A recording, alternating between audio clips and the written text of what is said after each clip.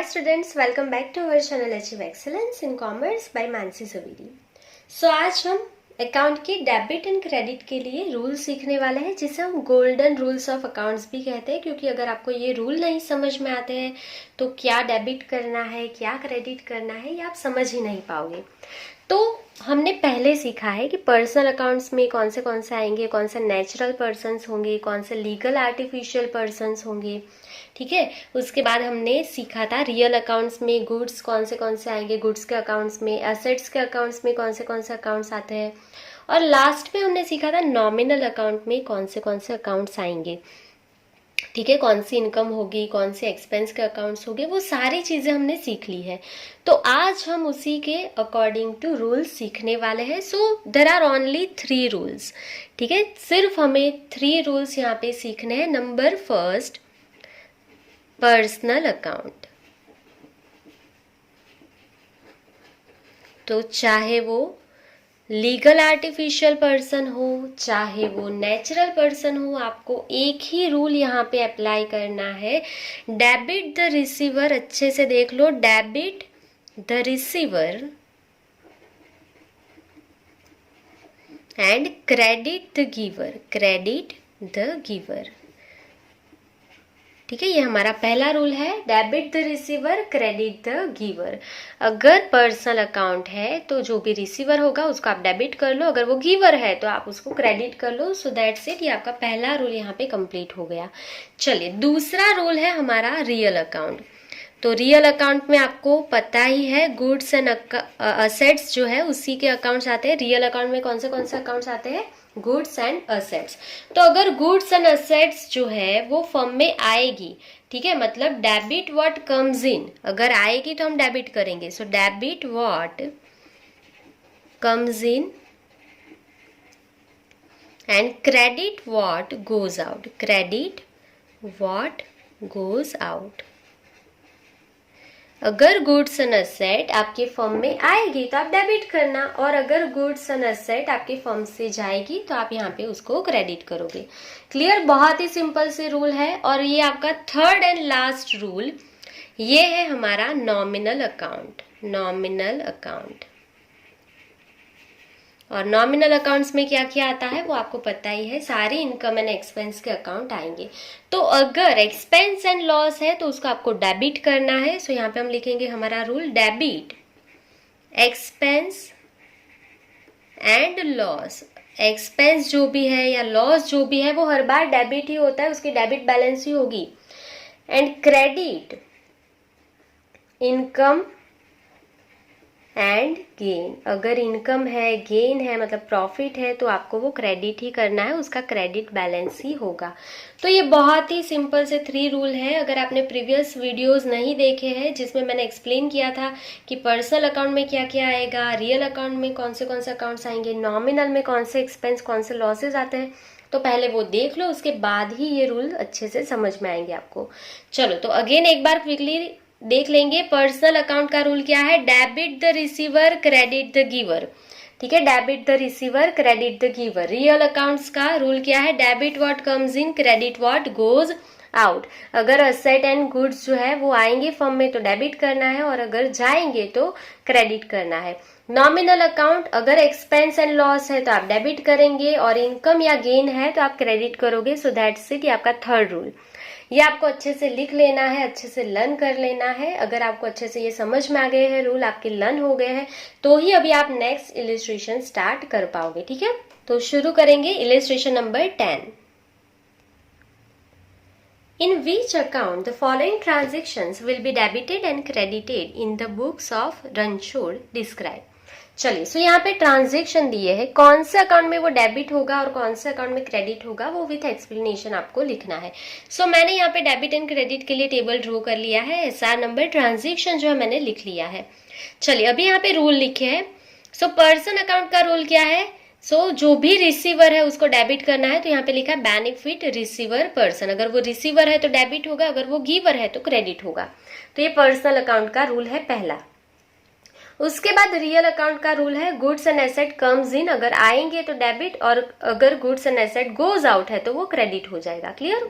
और लास्ट में nominal account का रूल है, यहाँ पे in case of expense and loss, अगर एक्सपेंस एंड लॉस है तो हम डेबिट करेंगे, इनकम एंड गेन है तो क्रेडिट करेंगे। तो ये नॉमिनल का रूल है। क्लियर? चलिए, इसके बाद आपको एक्सप्लेनेशन का टेबल ड्रॉ करना है तो कर लेना, अदरवाइज आप पीछे भी ड्रॉ कर सकते हो। मैं सिर्फ आपको दोनों एंट्रीज सिखाऊंगी, एक्सप्लेनेशन आपको खुद से लिख लेना है, क्योंकि मैं एक्सप्लेन करते जाऊंगी, आपको सिर्फ लिखना है। ठीक है, चलिए स्टार्ट करेंगे। Number 1, Ranchhod commences business with capital of ₹50,000। So Ranchhod ने बिजनेस स्टार्ट किया है, 50,000 कैपिटल रणछोड़ ने लाया है। तो आपके फर्म में 50,000 कैश आएगी। यहाँ पे कैश आएगी तो हम क्या लिखेंगे, डेबिट टू कौन सा अकाउंट में, कैश अकाउंट में। चलिए, और ये जो है वो कैपिटल है, कौन लाया है, ओनर लाया है। ओनर जो भी लाएगा उसे हम क्या बोलते हैं, capital. So owner is giver, ठीक है, ओनर इज गिवर। सो यहाँ पे क्या क्रेडिट हो जाएगा, क्रेडिट टू कैपिटल अकाउंट। ठीक है, या तो आप लिख सकते हो capital account credit. So cash जो है वो फर्म में आएगी तो इसके लिए वो डेबिट हो रही है, और कैपिटल जो है वो किसने दी है, ओनर ने दी है। 50,000 किसने दिया है, ओनर ने दिया है। ओनर जो भी देगा उसे हम कैपिटल ही बोलते हैं, तो कैपिटल क्रेडिट हो जाएगा। क्लियर? चलिए, आई गेस आपको समझ में आ गया है। दूसरा, ₹20,000 deposited with bank of Baroda. आपने 20,000 डिपोजिट किए बैंक ऑफ बड़ौदा में, तो बैंक ऑफ बड़ौदा पर्सन है, लीगल आर्टिफिशियल पर्सन, और bank of Baroda is receiver of money और गिवर ऑफ मनी। तो रिसीवर ऑफ मनी हुआ ना, बैंक ऑफ बड़ौदा ने 20,000 रिसीव किए, तो बेनिफिट रिसीवर पर्सन हुआ बैंक ऑफ बड़ौदा। सो यहाँ पे हम लिखेंगे debit to bank of Baroda account. Bank of Baroda account debit हो जाएगा। ठीक है, आपने 20,000 डिपॉजिट किए बैंक ऑफ बड़ौदा में, मतलब आपके 20,000 कैश जो है वो गई ना, और कैश जो है वो आपकी असेट है, कैश गोज आउट तो क्रेडिट हो जाएगा। तो क्रेडिट टू कैश अकाउंट, आपका कैश जो है वो जाएगा तो कैश अकाउंट क्रेडिट हो जाएगा। बहुत ही सिंपल है। ठीक है, कैश गोज आउट। चलिए, number 3, goods of ₹2,000 purchased on cash. आपने गुड्स परचेज किया है, देखो असेट नहीं है, क्या है, गुड्स है। गुड्स परचेज करोगे तो गुड्स कम्स इन। अगर आपने गुड्स परचेज किया है तो डेबिट टू परचेज अकाउंट। अगर आपने एसेट परचेज की होती, यहाँ पे फर्नीचर, तो फर्नीचर अकाउंट डेबिट होता। अगर आपने मशीनरी परचेज की होती तो मशीनरी अकाउंट डेबिट होता। समझ में आ रहा है? अगर आपने गुड्स परचेज किया है तो वो परचेज ही कहलाता है, तो परचेज अकाउंट डेबिट होगा। क्लियर? और ये जो गुड्स है वो आपने कैश में परचेज किया है, तो आपने 2,000 अमाउंट पे कर दी है, तो आपकी कैश जाएगी ना, आपने 2,000 पे किया है, कैश गोज आउट। ठीक है, आपकी असेट है, कैश गोज आउट तो कैश क्रेडिट हो जाएगा। So credit to cash account, cash account credit हो जाएगा। बहुत ही सिंपल था। चलिए next, goods of ₹6,000 sold to Radha.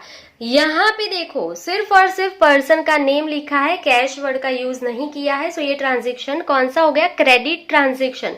आपको ये आइडेंटिफाई करना है, ये ट्रांजेक्शन क्रेडिट ट्रांजेक्शन है। समझ में आया? सिर्फ और सिर्फ पर्सन का नेम लिखा है। तो आपने राधा को सेल किया, तो राधा इज रिसीवर और गिवर, तो राधा को सेल किया, तो राधा ये गुड्स का रिसीवर हुई ना, बेनिफिट रिसीवर हुई ना राधा, तो राधा अकाउंट डेबिट, वो बेनिफिट रिसीवर हुई, आपने उसको गुड्स सेल किया। So debit to Radha account. So यहाँ पे मैंने राधा लिख दिया, डेबिट टू राधा अकाउंट। ठीक है, और आपने क्या किया है, गुड्स सेल किया है। सो गुड्स गोज आउट, अगर गुड्स जाएगा तो वो क्रेडिट हो जाएगा। अगर आपने गुड्स सेल किया है तो क्रेडिट टू क्या क्रेडिट होगा, सेल्स अकाउंट। सेल्स अकाउंट, आपने गुड्स सेल किया है तो सेल्स अकाउंट क्रेडिट होगा, और अगर आपने गुड्स परचेज किया है तो परचेज अकाउंट डेबिट होगा। अगर आपने यहाँ पे एसेट सेल की होती लाइक फर्नीचर, तो फर्नीचर क्रेडिट होता। मशीनरी सेल की होती तो मशीनरी क्रेडिट होता। पर यहाँ पे आपने गुड्स सेल किया है तो हम सेल्स अकाउंट में उसको लेके जाएंगे। क्लियर? चलिए नेक्स्ट आगे देखेंगे। Number 5, goods of ₹1,000 purchased on cash. आपने गुड्स परचेज किया है तो आपका गुड्स कम्स इन है ना, तो गुड्स आएगा। So debit to purchase account, debit to purchase account. आपने परचेज किया है गुड्स का तो परचेज ही डेबिट होगा। ऑन कैश, आपने कैश दे दिया है, कैश का पेमेंट कर दिया है, सो कैश गोज आउट तो कैश क्रेडिट हो जाएगा।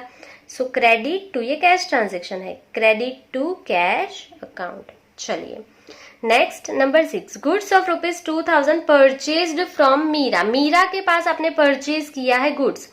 सो यहाँ पे सिर्फ और सिर्फ पर्सन का नेम लिखा है, कैश वर्ड यूज नहीं हुआ है, तो ये क्रेडिट ट्रांजेक्शन है।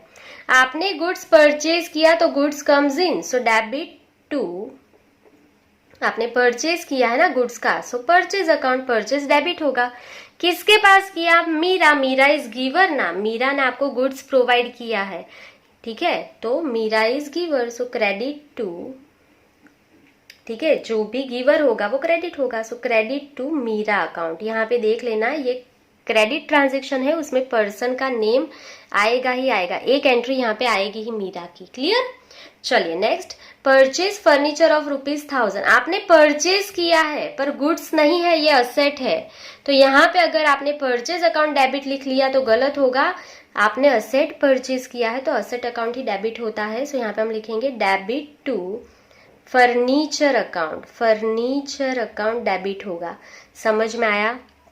ठीक है, यहाँ पे ना ही पर्सन का नेम लिखा है ना ही कैश वर्ड का यूज है, तो ये ट्रांजेक्शन कैसा हो जाएगा? कैश का, मतलब आपने ₹1000 पे कर दी है, अगर आपने पे किए है तो कैश जाएगी, तो क्रेडिट टू कैश अकाउंट। बहुत ही सिंपल है, अगर आपको कैश एंड क्रेडिट ट्रांजेक्शन के रूल पता है तो आपको समझ में आ जाएगा। अगर आपको नहीं पता है तो प्रीवियस वीडियोस में देख लेना, कैश एंड क्रेडिट ट्रांजेक्शन को कैसे आइडेंटिफाई करना है, मैंने सिखाया है रूल। चलिए आगे देखेंगे, सन्ड्री एक्सपेंस इनकर्ड फॉर 300। आपने सन्ड्री एक्सपेंस जो है वो 300 पे किया है, तो क्या करना है? तो एक्सपेंस है तो एक्सपेंस क्या होगा? डेबिट ही होगा। यहाँ पे हमारा रूल है एक्सपेंस या लॉस है तो हमें डेबिट ही करना है। तो कौन सा एक्सपेंस है? Sundry expense, so sundry expense account debit, ठीक है, debit to sundry expense account पूरा लिख देना।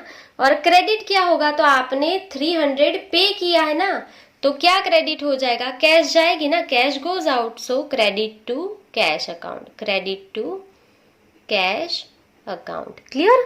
चलिए नेक्स्ट, डिविडेंड रिसीव 200। आपको 200 रुपीज रिसीव हुए हैं, पैसा मिला, कैश आएगी, cash comes in, so debit to cash account, cash आएगी तो डेबिट टू कैश अकाउंट।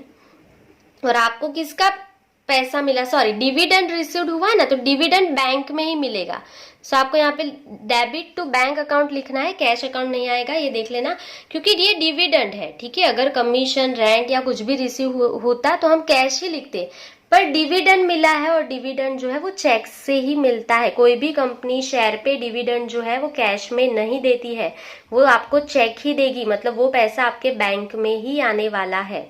तो डेबिट टू बैंक अकाउंट, और ये इनकम किसकी है? डिविडेंड की, तो डिविडेंड आपकी इनकम है, तो इनकम क्या हो जाएगा? क्रेडिट ही होगा। सो यहाँ पे हम लिखेंगे credit to dividend account, dividend account. ठीक है, ये देख लेना, बैंक में ही पैसा आएगा डिविडेंड का। सो यहाँ पे मैं स्टार कर रही हूँ, कैश अकाउंट नहीं लिखना है आपको।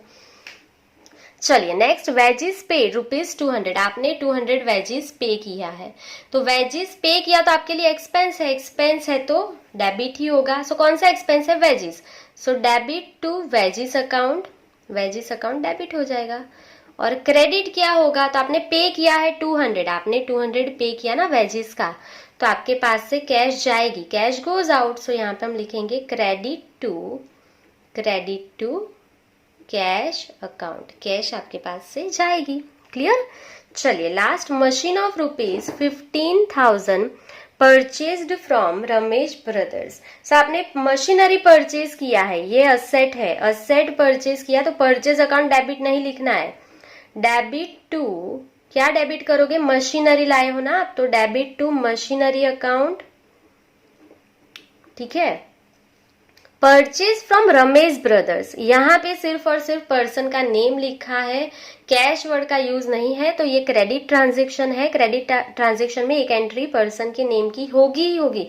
आपने किसके पास मशीन परचेज किया है? रमेश ब्रदर्स के पास। ठीक है, तो Ramesh brothers is giver of machine, तो यहाँ पे क्रेडिट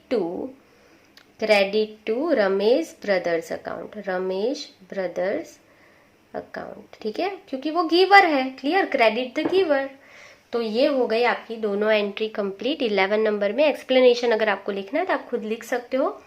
सो आज के लिए बस इतना ही। Thank you for watching, keep learning, take care.